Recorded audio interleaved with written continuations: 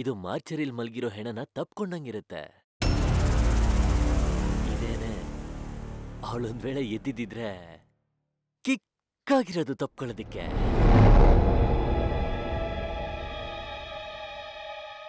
ಅದಕ್ಕೊಂದು ಐಡಿಯಾ ಇದೆ. ದೆವ್ವಕ್ಕೆ ಭಯ ಪಡದೇ ಇರೋ ಹುಡುಗಿ ಈ ಜಗತ್ತಲ್ಲೇ ಯಾರೂ ಇರಲ್ಲ.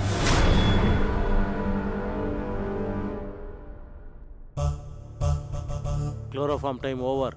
ಒಳಗಡೆ ಹೋಗು. ನಾವು ಕೊಡೋ ಕ್ವಾಟ್ಲೆಗೀಗ ಅವಳೇ ಬಂದು ನಿನ್ನ ತಬ್ಗೋತಾಳೆ. ಮಗ, ಥ್ಯಾಂಕ್ಸ್ ಕಣ್ರು. ನಿಮ್ಮನ್ನ ನೋಡಿದ್ರೆ ನನಗೆ ಭಯ ಆಗ್ತಿದೆ. ಖಂಡಿತ ಅವಳು ನನ್ನ ತಪ್ಕೋತಾಳ್ ಕಣೋ.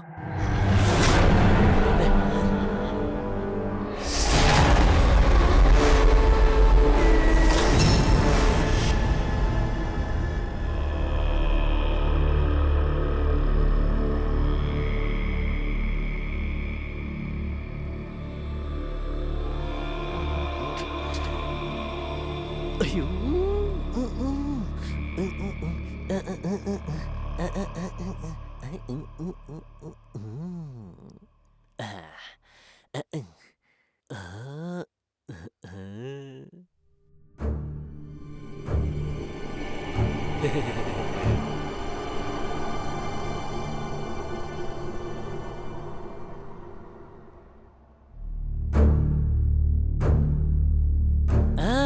ಭಯ ಪಡ್ಬೇಡ. ನಾನು ಇನ್ನೇನು ಮಾಡಕ್ ಬಂದಿಲ್ಲ, ನಿನ್ನ ಕಾಪಾಡಕ್ ಬಂದಿದ್ದೀನಿ. ಹೇಳಿದ್ರೆ ನೀನ್ ನಂಬೋದಿಲ್ಲ, ಇದು ದೆವ್ವದ ರೂಮು.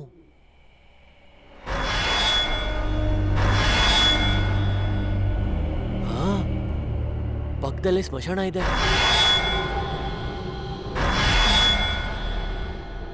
ದಿನ 4 ದೇವ, ಅಚ್ಚಿ 3 ದೇವ ರೆಂಟೆ ಕುಡ್ದೆ ಈ ರೂಮಲ್ಲಿ ಸ್ಟೇ ಮಾಡ್ತಾ ಇದ್ದಾವೆ.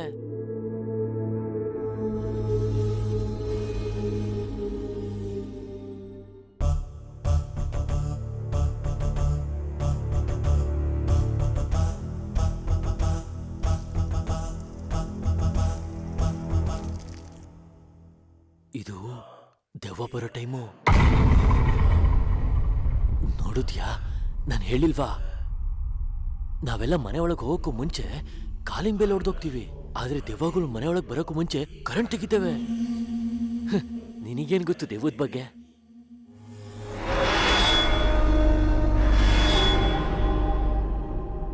ಭಯ ಆಗ್ತಿದ್ಯಾ? ನನಗೆ ಗಟ್ಟಿಯಾಗಿ ತಪ್ಕೋ.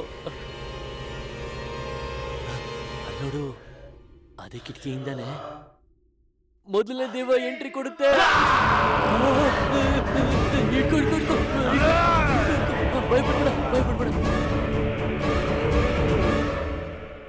ಇವಾಗ ಬಂದಿದ್ದು ಅಪ್ಪ ದೇವ, ಅಮ್ಮ ದೇವ ಆ ಕಿಟಕಿಯಲ್ಲಿ ಬರುತ್ತೆ ನೋಡು.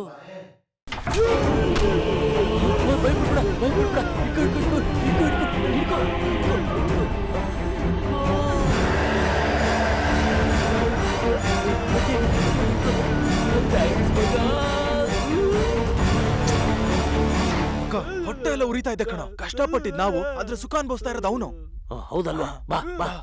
ಈ ಅಮ್ಮ ದೇವ್ವ ಅಪ್ಪ ದೇವ್ವ ಜುಜುಬಿ. ಈ ಅಪ್ಪ ದೇವ್ವಗೆ ತಮ್ಮ ಇದನ್ನಲ್ಲ, ಚಿಕ್ಕಪ್ಪ ದೇವ್ವ. ಅವನ್ ಬಂದ್ರೆ ನಾನೇ ಜರ್ಕೊಡಿತೀನಿ. ಯಾಕಂದ್ರೆ ಅವನ್ ಯಾವಾಗ ಯಾವ ಕಿಟಕಿಯಿಂದ ಬರ್ತಾನೆ ಅಂತ ಗೊತ್ತಿಲ್ಲ. ಅವನ್ ದಿಢೀರಂತ ಬಂದಾಗ ನೋಡ್ಬೇಕು.